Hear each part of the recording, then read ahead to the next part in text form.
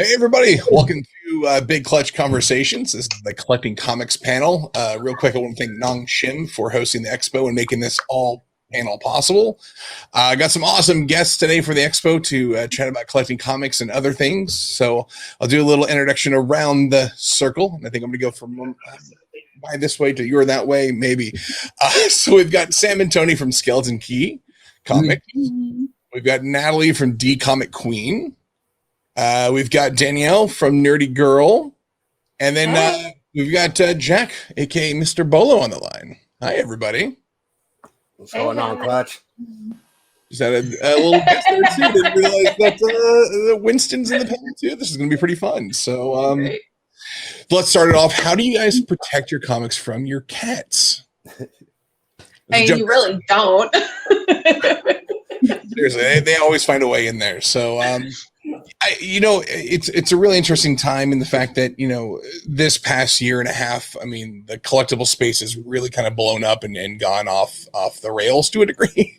It's in everyone's lives. Everyone's focusing on the cool stuff that they love and they want to put and keep close to them. So, thinking about the modern comic space, like, what do you guys see? How do you see it currently? What is the shape of the landscape at the moment?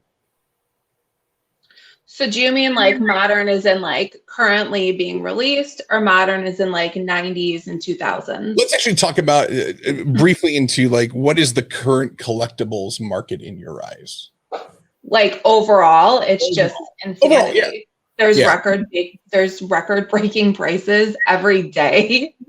There's like 1,000 different storylines you have to follow if you're in like the current modern segment, which I'm not really into that segment. So if you ask me anything about issues that are coming out this week, I don't know anything, admittedly. But I know that like all those 90s books are totally coming of age right now. Absolutely. Sam, what do you guys think? I'm sorry, what'd you say? What do you think? Oh. I have to agree with what Danielle said too. Because it really kind of like depends on what areas like of the categories of the market you're talking about. Because I feel like there's an area where you can follow the books that are trending closely to what's happening with the MCU, or like right now, the Loki show is happening, right? And then you've got emotional collectors, or people that just collect what they love in general, and they will do whatever it takes to get that like nostalgia in those books that are like relevant to what they love. And then you've got the spec, right, that's like outside of like all those two categories. And so I think in those categories everything is just exploding, just everywhere. Especially with modern. Yeah, with super modern stuff, it seems like, you guys remember third grade soccer where all the kids run to the ball here and then it gets kicked over here and all the kids run over here? They forget about that space that was just there. That's how I look at current stuff. Is everybody was on something scaling the children, and now that's kind of slid off and they're on to the very next thing, nice house on the lake, and it just seems like everybody's just rotating around on different stuff. Yeah, Nat. I think it has a lot to do with like the word itself, like Danielle said. How do you see modern? Like it could be modern age, which is from like the 90s, and there's people that collect that modern age, and there's also modern books coming out, weekly books, or people just collecting books to read, and they might see that as like a modern type of collecting or reading. So yeah, Jack. Yeah, I think as we've kind of developed into a more of a technology-based society, we're starting to see some of that bleed into our collecting habits. So, information is moving faster. People know more. So collectors are well informed. The market moves extremely fast. It's starting to duplicate other markets outside of the comic book industry. And so you're starting to get piqued interest from people outside of the traditional comic book buyer. And as more of these kind of new buyers are entering into the market, That's where we're starting to see that ripple down effect of these extreme price changes and record breaking sales. And I think that's something that's only going to continue to happen as the industry keeps meeting the end user where they're comfortable. So that's a fantastic point to my next question, actually, is the speed of which social media, the internet, all the information is now at our hands, where back in the 90s, we didn't necessarily know how stuff was moving. You had the monthly, the comic book readers that you'd get, and all right, cool, and you're looking at Overstreet to see prices, whatever. But now it's like you can see price fluctuations like daily, and the influence upon like Instagram, like you guys all have amazing Instagram pages and you show off all the collections and all that stuff, like gathering that information and giving that out to other collectors and other consumers. Like, what do you think in terms of like the overall reach that has had in terms of collecting in the space? No, I think it's been incredible. I think that we've been able to see daily changes where even just something as simple as somebody sharing a book that they haven't seen or they forgot about, and then that being reshared amongst the community, and then you start to see immediate price changes. You start to see changes on eBay. You start to see asking prices go up. You start to see different websites that cover the market start talking about the book, and that can happen so organically on a daily basis. And it doesn't have to come from a prominent member of the comic community or some large influencer. It can start truly grassroots with one collector just saying, "Hey, I love this book, and here is why." Yeah. We all end up being so interconnected through social media. Yeah, it's been a few times where Sam has texted me a book and she's like, "What's going on with this book?" And it's just a random something somebody shared and like 3 other people shared it, so it's like all up on our feed. And it's exactly what Jack's talking about. The price will just double for no reason. Well, too, and I think especially after we were in 2020, right? Everyone's at home, and the way that we are like connecting is like we are kind of like a book club, but like with collecting, right? So in 2020, I feel like is where everybody's like, ooh, we can still hang out and build connections and relationships through things that we love. We just have to do it virtually. And so I really started noticing that. Because I collect a lot of, as they call like 90s gimmicks, and I love sharing them. So X-Men 300 is my absolute favorite 90s gimmick book of all time. And I remember sharing it. And I got so many messages either saying like, "Hey, I was out at a shop and I found that book in the dollar bin and I grabbed it," or "Hey, I have that book." And I had a lot of friends like posting it and tagging it, and like in that day I probably saw at least 15 to 20 X-Men 300s in my feed, but that just goes to show like how quickly everyone can like kind of like band together or connect and really have like an influence on either the market or collecting or FOMO or sharing and stuff like that. I think it's relatability, right? Like, it's like, oh, you have that. Oh, that's so cool. I have that too. And like these people that like kind of were a little more introverted have this place now where, am I screeching? Mm-mm. Okay. Have this place now where they feel like this camaraderie. And I think that 2020 has changed the way that people collect going forward.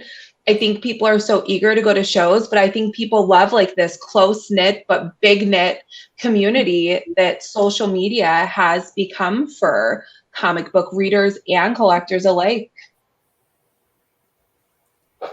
Yeah, I agree. I think social media had a big part in playing and bringing people together, especially the way the algorithm works towards bringing people of the same hobbies or interests, and just being able to meet other people that like the same things as you and being able to share that with someone else, I think had a big part and it growing so fast.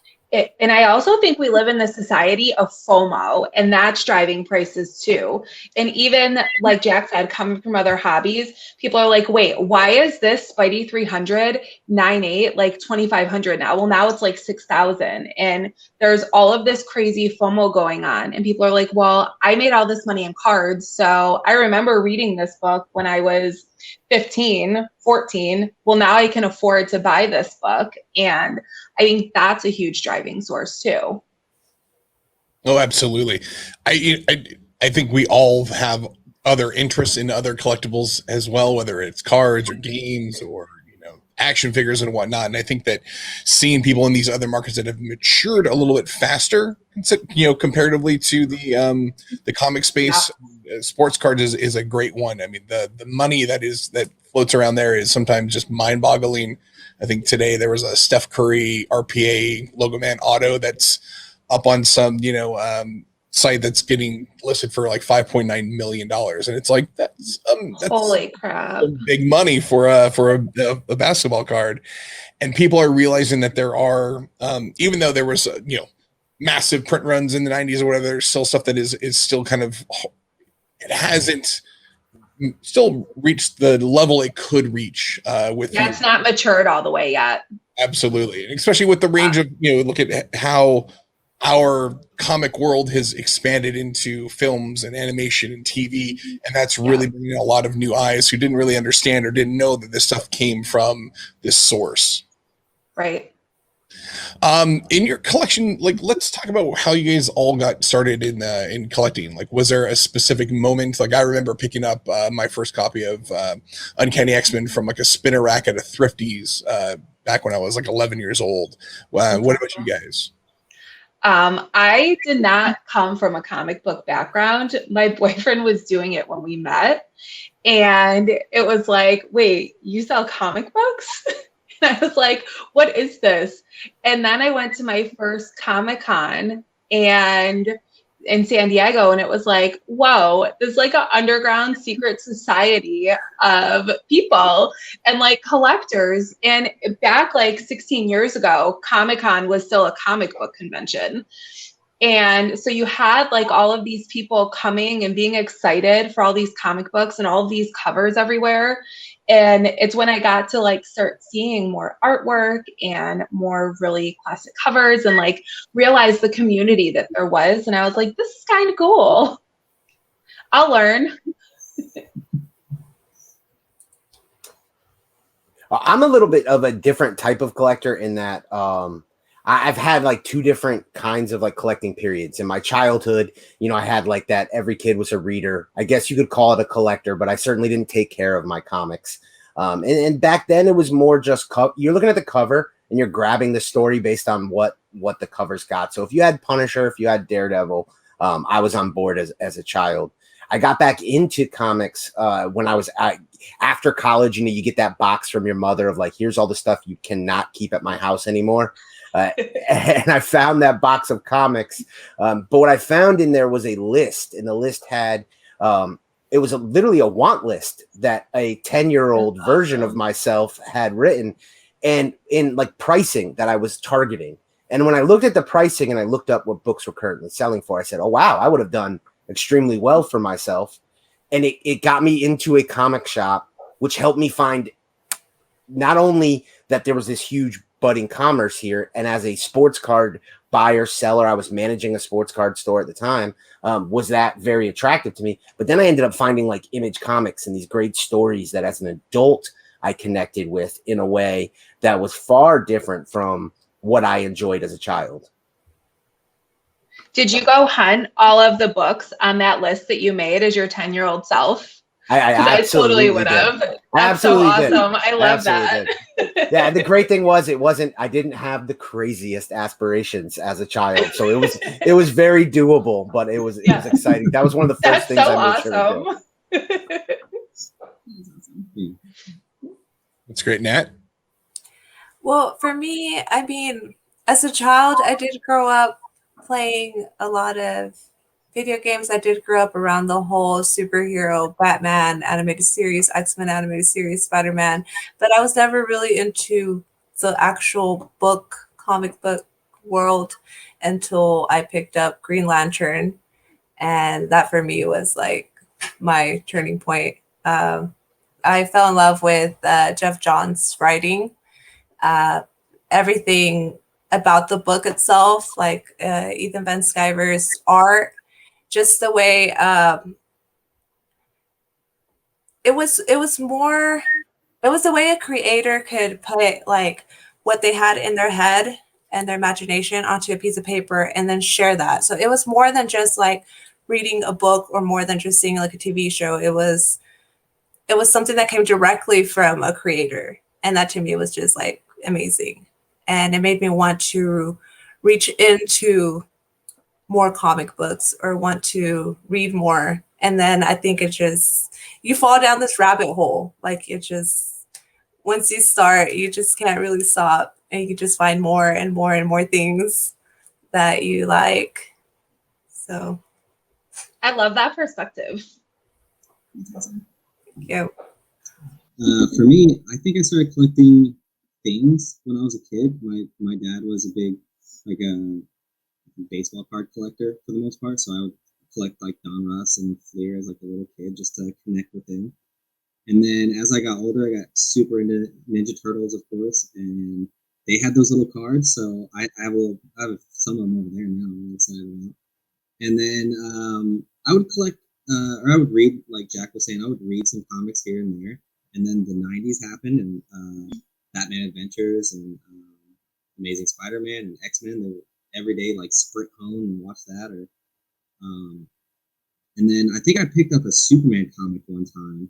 And in the back of the book, there was a little subscription card thing that said like, hey, if you send us $60, we'll send you comics on like a monthly basis or something. So I was like, begged my mom. I was like, hey, give me all my allowance for the next like 20 years. Like, let me get this $60, subscription. So I did that, and I would get it. It was right before the Death of Superman storyline. So I was getting the Death of Superman storyline in the mail, and it was the greatest storyline I had ever read. And then that was me getting into comics as a kid. And then as an adult, I think a lot of people have the same kind of story where they did things as a kid, then they fell out of it, and then they got back into it. And so for me, I was like, okay, Spider-Man is definitely my favorite. I walked into my LCS. I said, hey, I want to read Spider-Man. Where do I start? And he was like, they actually just reset the storyline at Brand New Day, like 8 months ago. Why don't you start there? So I get the trade paperbacks. I read all the way to the current issues, and then just started collecting those. But he kept referencing Spider-Man, kept referencing Civil War. And I had no idea what he was talking about, because that was 15 issues before I started. And so I was like, okay.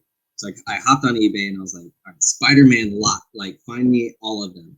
And eBay granted me that wish. They found me everything from 22 to like 600 at the time or something like that. And so then I started all the way back before Civil War. I got on eBay again. I was like, all right, give me all of Civil War tie-ins. So then I got that long box and a half of comics in the mail. And I read through all of that. And then I was like, this is getting expensive. I need to sell some of this to fund now my weekly addiction. And then Sam was like, you should not sell on eBay anymore. And I was like, okay. And that's how we got Instagram started. Yeah. That's my origin. Life story. I feel like mine is like if you put it all like in a timeline, I can just like pick up snippets, because I think it was like my backstory getting into comics is really like 2 years long, I feel like. So we met, and then once we met, he was like, oh, I'm getting deployed for a year. So I was like, oh, great, wonderful, meet this guy, and he's about to be deployed. So he was like, and I'm sure it was super awkward. He's like, I need help packing all my comic books. And I'm like, this is like 3 weeks into our relationship. I'm like, wait, what? And so I'm sure this was a scary moment as he looked terrified and embarrassed. I go to his house. He takes me to what looks like is going to be the biggest room in the house. And I'm looking at boxes, like probably like 100 comic boxes. And I'm like, it was 42 long boxes and 36 short boxes. I'm like, oh my gosh. And that's where it started, is we're like aggressively packing like all these boxes and then taking them to the storage unit and putting like all these, anti-humidity. Climate controlled. climate control everything. Me and him muscling it, building shelves in the storage unit. And then like during the whole process, I'm like thinking like, man, comic books must be amazing if we're like doing all this work and he's spending all this money to preserve them. And you know, as a kid, I grew up with the animated series with my dad, and I enjoyed Silver Surfer and X-Men with him, but we never like got into comics like that. So you know, it really had me thinking after we got done packing all these comics, like, man, this must be like a really serious hobby. And so he gets deployed, and you know, when you have to like only video chat and talk on the phone only without actively doing anything together, you really start running out of things to talk about. So we started talking about comics. I started, you know, taking notes, like teaching me everything you know. We literally did like weekly classes. I would tell her about grading comics and collecting and like where to go and all these things. And so he got to come home like during a break on his deployment. And me and him and the boys cosplayed, and he took me to his favorite comic shop. And he talked to the owner, and he was like, it was a husband and wife. And he's like, take her and get her whatever she wants. Just whatever she likes. So we're like, have like this giant stack of trade paperbacks, like this huge stack. I have no idea how much he spent on all these. You're a good girl. Got all these comics, and then, you know, he went back off on his deployment. So I'm like reading these comics, and that's when it really started being like, whoa, because I started with Saga. And I feel like that's a really good place to start with comics. It was just amazing, and that really got me hooked. And so then it got to the point where, like, when we weren't talking about comics on video chat, I was like researching everything.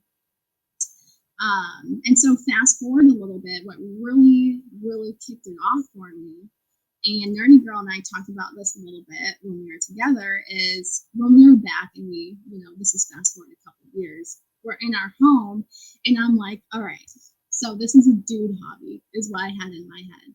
So I'm like, but there's gotta be like somebody out there that's a girl doing comics. So Google knows everything.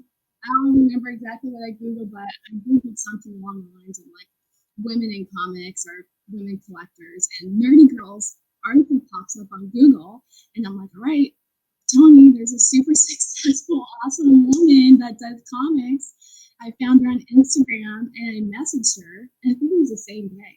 So I was like super excited about it. Very excited. Nerdy Girl messaged me back.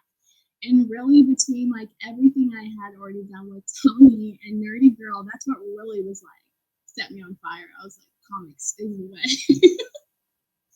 And then I just started collecting from there. My first book that I took from Tony into my collection was X-Men 4. So that's a great book to steal.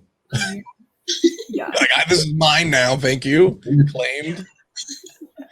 Well, using that as a good jumping off point. So, in your collections, what would you say is like your favorite piece? Like, and it doesn't have to be the most valuable. Like, what's the thing that you're like, oh my god, like this for me is a massive chunk of history, or the whatever, you know? What's your favorite thing you have? So I actually took it. I grabbed it because I always get asked this question, like, what's your favorite book in the PC? It's Wolverine and the X-Men 24. It's a $1 bin find, but this book is super special. So I was like a baby into comics. Tony was deployed. This is like going back a few years ago. Tony was deployed, and I was like, all right, I want to find a super cute cover of Storm and Wolverine because those are our characters. It took me months to find this book of them super cute, kissing on the cover. And so I ordered it, didn't know how to pack a comic, sent it there. It arrived a little busted. But he got it, and we've been like keeping it back and forth during all his TDY deployments ever since. So the case is a little broken, but it's super sentimental. Oh, that's awesome. Mine is not a comic book. Mine is a piece of artwork, and it's an LB Cole commission that I got in an original art deal. And it was the first pieces of art really that I ever got, and it was very organic find. Like, we went for a comic deal and this lady just started pulling out like boxes of original artwork, and her husband helped like found like comic fandom, and like that whole magazine that they used to do. And so it's this commission LB Cole did, and it's Suspense 3 superimposed on like this giant spider.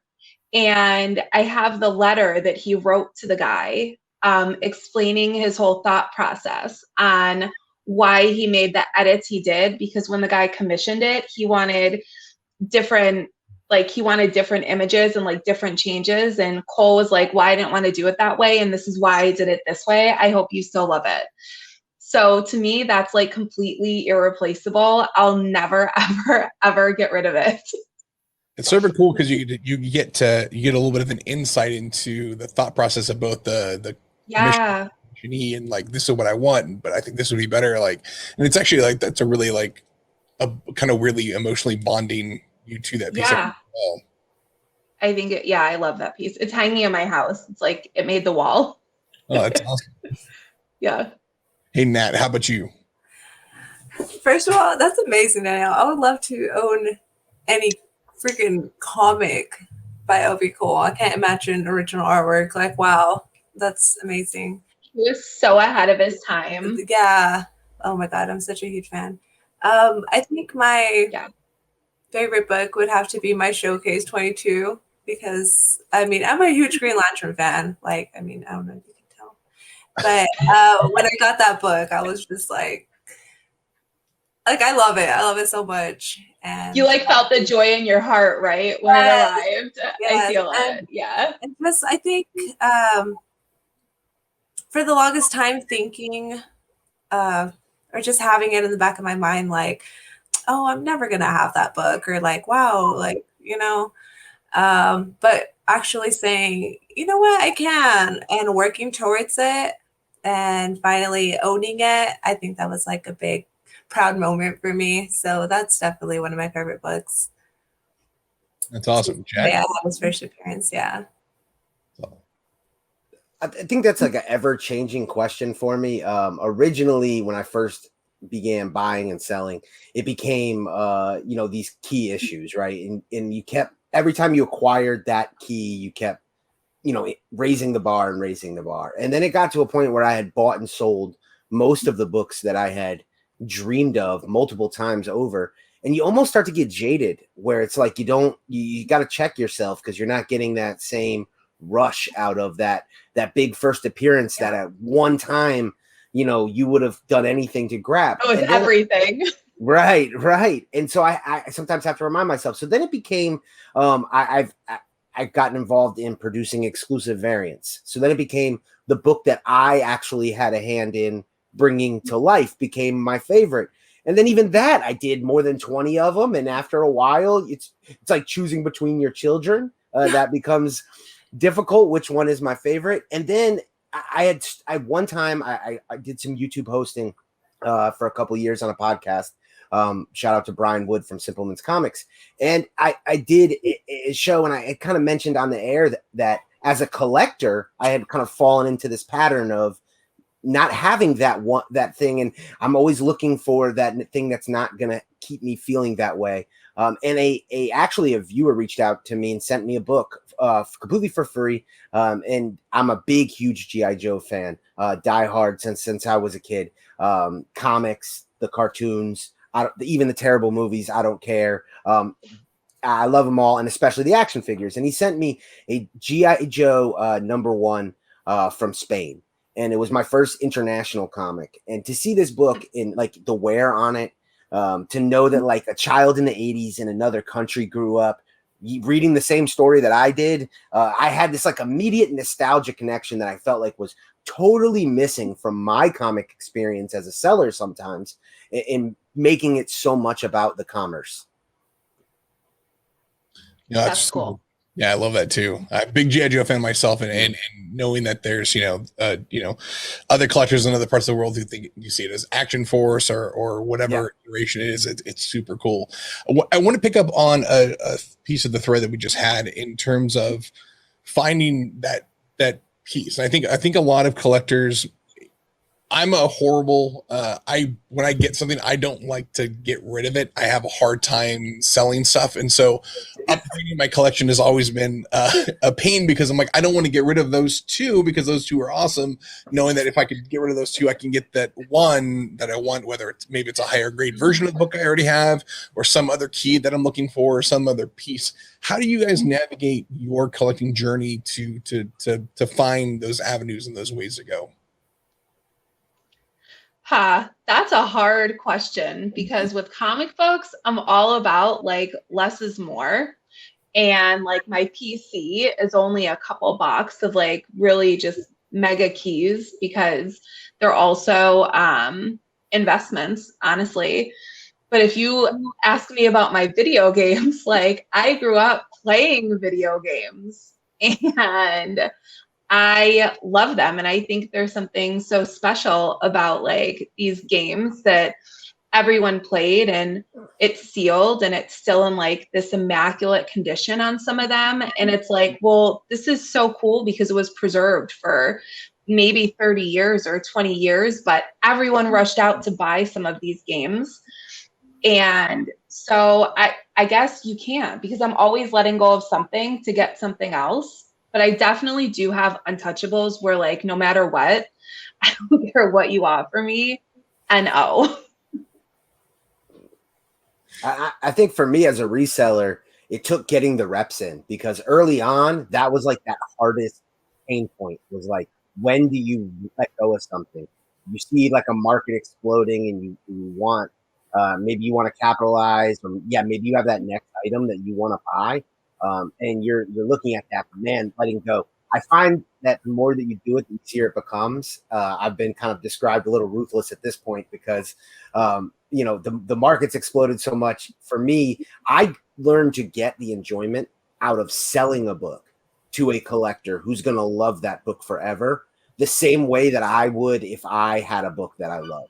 And I think being able to do that made it a little easier to get over that barrier to sell a book. As long as I know that it's going to it's kind of like a pet. Like if it's going to a good home, then you feel good about it.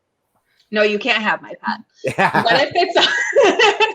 What if it's something that you'll likely never own again? Do you still feel the same way? I think that's the hardest thing because sometimes you don't know in the moment if that's the case, right? I think there's been times when I imagined I would own it again and maybe either the market drastically changed and made that a lot tougher, or you didn't realize how truly rare something you had kind of in a moment. And you never forget those. Don't get me wrong. I can rattle those off really quickly. But I think that for every time it's pros and cons because the market can change so much. And then you mentioned earlier speculation, and especially once that comes into it, I've always found that on the whole, I do better when I'm able to learn to let go and more comes back to me in turn. It may not be the same, but there's always that next thing to chase. There's always that next thing it seems like to get excited about. Yeah. You have to take the emotion out of it is what it is. As best you can, but it's tough because we love it. I think I know. that's so hard for me. Yeah, I've never really been a seller. I've always been. My friends think I'm like a hoarder, just because even if I have the book, I'll just buy it, so I'll have like duplicates. It's not until like this last year that I realized I might have to start letting go of things, and I did start a selling page and started selling, just because of not having space or room, or trying to change that perspective of, hey, you know what, I should let go of some books to maybe get better books. And because the market this past year was crazy and made me realize I couldn't really keep up, and I have the means to sell to someone else that might be looking for these books that I already have 2 or 3 of.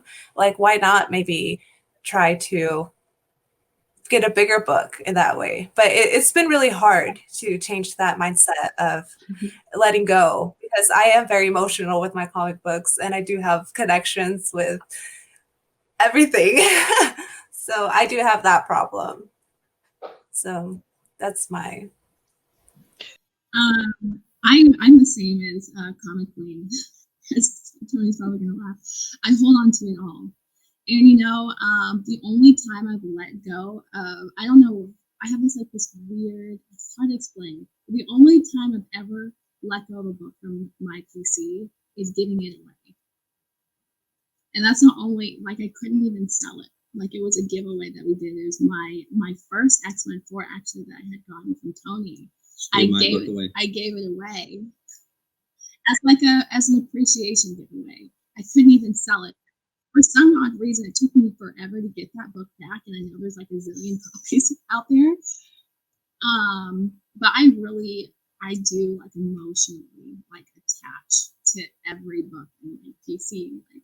I could be on the shelf orders and just be the people that are have an explanation I cannot get rid of this book because X, Y, and Z. I can't get rid of this. I really, really need this one because. So Tony will probably have more of a experience with letting go of books that he's been touched. Yeah. So for me, when we got started, everything in that room was my PC.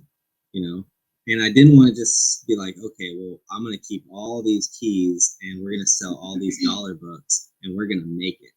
So I was all right, I have to make a cutoff. I'm all right, so I'm just gonna keep these 9/8 single issue stuff and in this one short box, and that will be my PC, and then everything else is for sale, and we just follow the market with how those things go. But it was hard. I had to basically put a tourniquet on it and then just be all right, none of you others, all you all can get adopted to somewhere else. And that was more out of necessity, because I started like her, where everything is my PC, nobody can touch it. Oh, that's so awesome. Let's talk about what is tips and tricks that you guys have found over the years in your collecting journey that you can say you can give away to people who are new into the hobby or people who are still trying to look in a way to build their collection to to get that dream book or whatever. Is there anything that you've seen, whether it's spaces to look for, or finding new voices on Instagram to find books from, or eBay, or scouring Craigslist and whatnot is a great place to find stuff too now? What do you guys, any tips and tricks? Build connections, because those connections are so important with people. They'll keep an eye out for you.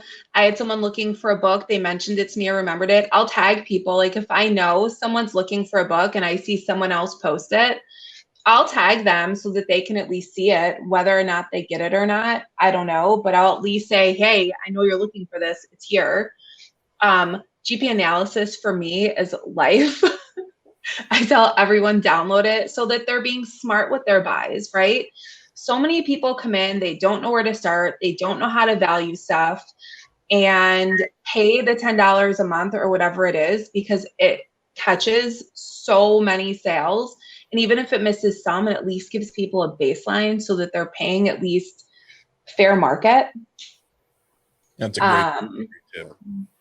Yeah, just because I know the Overstreet used to be the Bible for everyone, and I love the guys at Overstreet, but it's so antiquated now, and they haven't kept up with the market. And I know we talk all the time about how the market's moving, but it truly is moving so fast that you need something that is watching every sale happen. It can be 500 today, 800 tomorrow, and 600 in 2 weeks.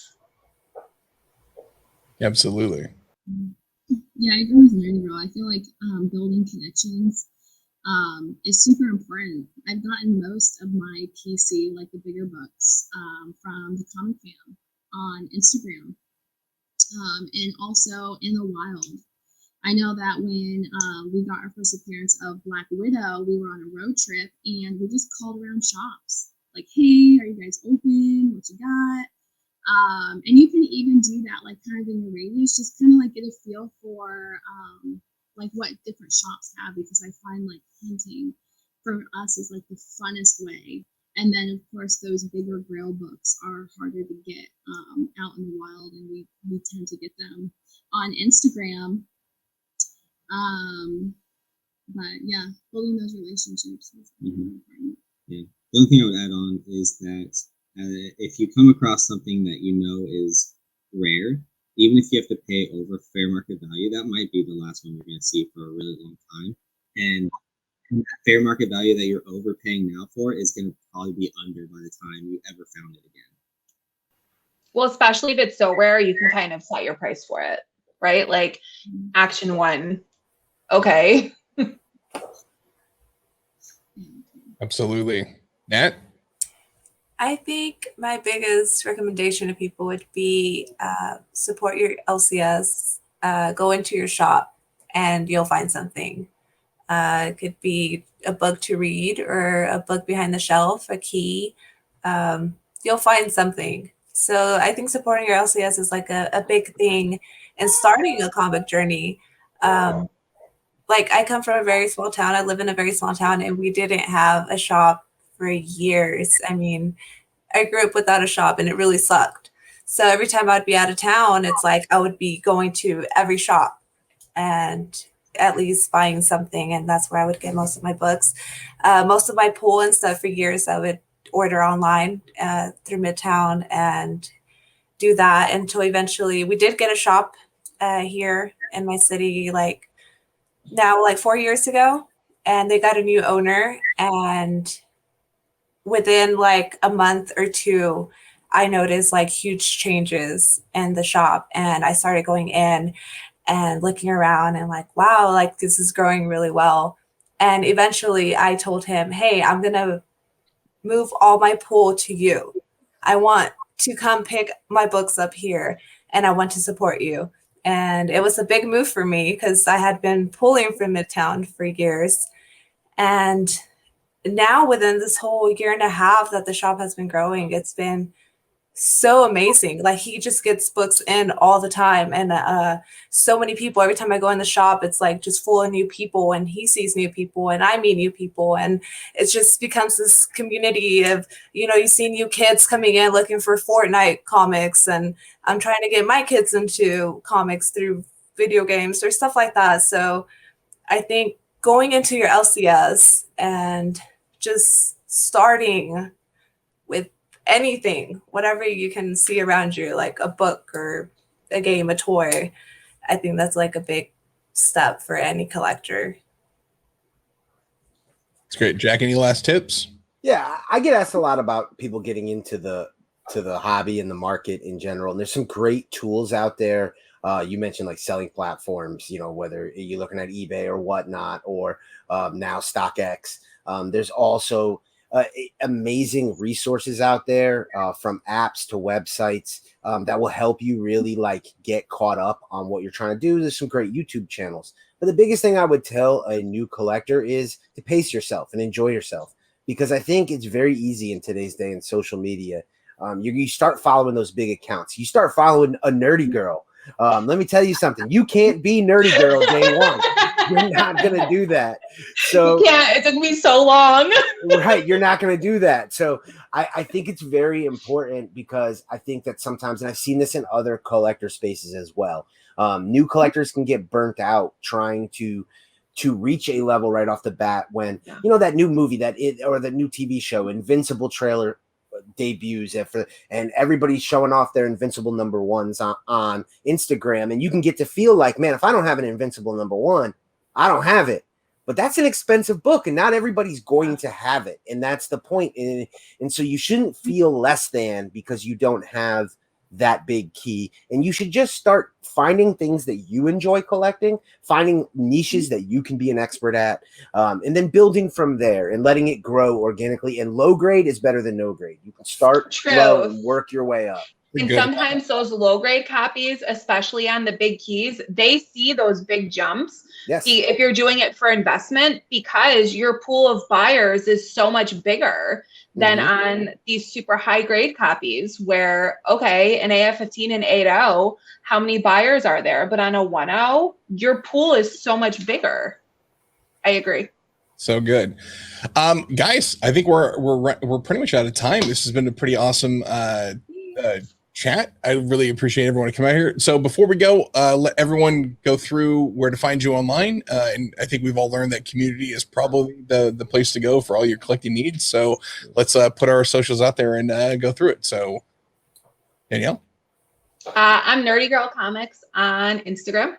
And I have a YouTube channel that needs to be updated under the same name, but you can find me under Nerdy Girl Comics. Sam and Tony? All right, well, we are also on Instagram. We are Skeleton Key Comics. We have our link in bio. We keep it pretty updated, but you can find us on Whatnot as well under Skeleton Key Comics. And we just launched our YouTube channel where you can also find us on Skeleton Key Comics. I just signed up on Whatnot. I will be selling in the next couple weeks under nerdy_girl. I didn't have enough room to do comics. It's all good. Nat, what do you got?